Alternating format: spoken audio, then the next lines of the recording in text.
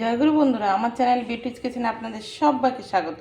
আজকে আমি আপনাদের রান্না করে দেখাবো কই মাছ দিয়ে গাঁটি কচুর তরকারি।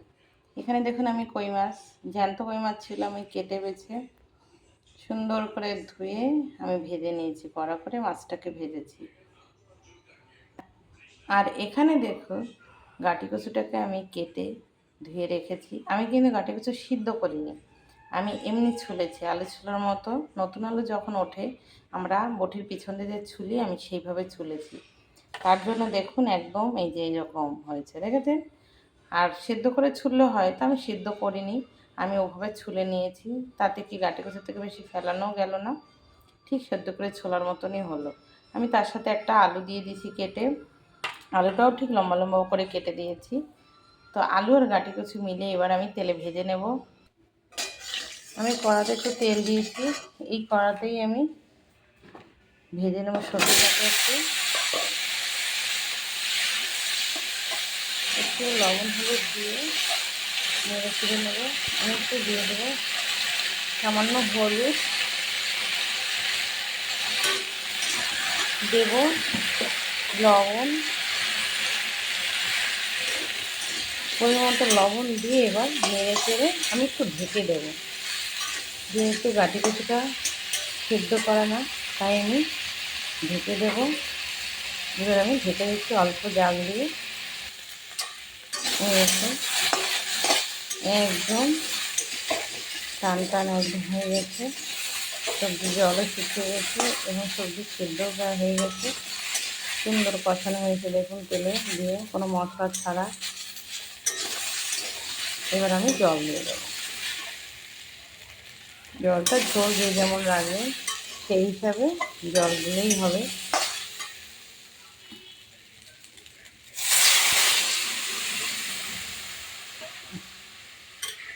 জল দিয়ে দিয়েছি দেখুন, এবার সিদ্ধ হবে, সুন্দর ফুটবে টকবে। আমি কাঁচা লঙ্কা চিড়ে দিয়ে দেবো। আমি যে কাঁচা লঙ্কা দেবো, কাঁচা লঙ্কা আমি হামানদিস্তায় থেতো করে দেবো, আমি চিড়ে দেবো না। একটু থেতো করে দিলে লঙ্কাটা বেশ সব তরকারির সঙ্গে সুন্দরভাবে মিশে দেয়। কাঁচা লঙ্কার তরকারি থেতো করে দিলেই বেশ ভালো হয়, গাঁটি কচুর তরকারিতে খুব সুন্দরও লাগবে। তাই আমি হামানদিস্তা দিয়ে এভাবে থেতো করে দেবো। আমি থেতো করে দেখাচ্ছি। এই যে দেখেছেন থেতো হয়ে খুব সুন্দর। এবার আমি এটা দিয়ে দেবো। আমি দিয়েছি থেতো করা লঙ্কাগুলো দিয়ে এবার সুন্দর করে নেড়ে চেড়ে নেবো। একটু বারবার এভাবে নাড়তে হবে, তরকারি তাহলে ঘন হয়ে যাবে। গাঁটি কচুও সিদ্ধ হয়ে গেছে, আলুও সিদ্ধ হয়ে গেছে, ঝোল ঘন হয়ে আসছে দেখুন। একবার একটু ঢেকে দিয়েছি, ব্যাস। এবার এভাবে ঘন ঘন নাড়তে হবে। মাছ দেওয়ার পরে এভাবে নাড়লে মাছগুলো ভেঙে যায়, তাই মাছ দেওয়ার আগে এভাবে নাড়তে হবে তরকারি। আর একটু জ্বালাবো। এবার আমি নামিয়ে নেব তরকারি। এবার নামিয়ে নিচ্ছি, আমি ফোড়ন দেব। তরকারি নেমে কড়া ধুয়ে বসিয়ে দিচ্ছি, কড়া গরম হয়ে গেছে। এবার আমি দিয়ে দিচ্ছি তেল, ফোড়নের জন্য তেল দিয়ে দেবো। তেল দিয়েছি ফোড়নের জন্য, তেল গরম হয়ে গেছে, আমি দিয়ে দেবো ফোড়ন।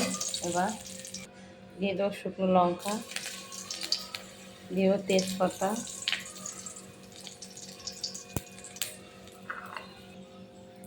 দিয়ে দেবো জিরে।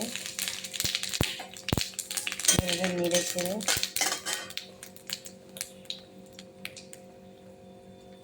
একটু জিরে তেজপাতাটাকে একটু পুড়িয়ে নিতে হবে, একটু লাল হবে, বেশ তেল বেরোবে।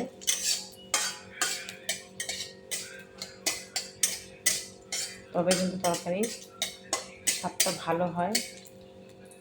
যখনই আপনারা ফোড়ন দেবেন, এক ফোড়নে বসালেও, আর এই তরকারিগুলো অনেকেই এক ফোড়ন দিয়েই বসিয়ে দেয়, কিন্তু আমি ফোড়ন দিই পরে তরকারি, তাহলে সুন্দর লাগে খেতে। আমি এবার দিয়ে দেবো তরকারি, ঢেলে দেবো।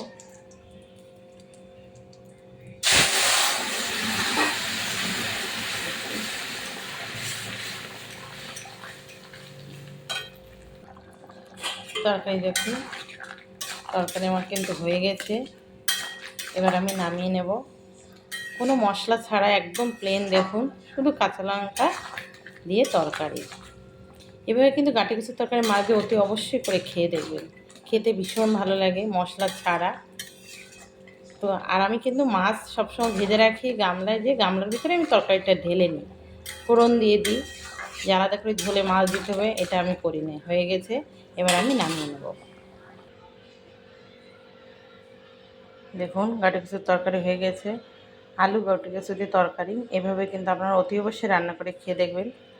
তো আমার এই রেসিপিটা যদি ভালো লেগে থাকে তাহলে please please please like share comment করতে কিন্তু ভুল করবেন না, সাবস্ক্রাইবটা করে দেবেন। জয় গুরু।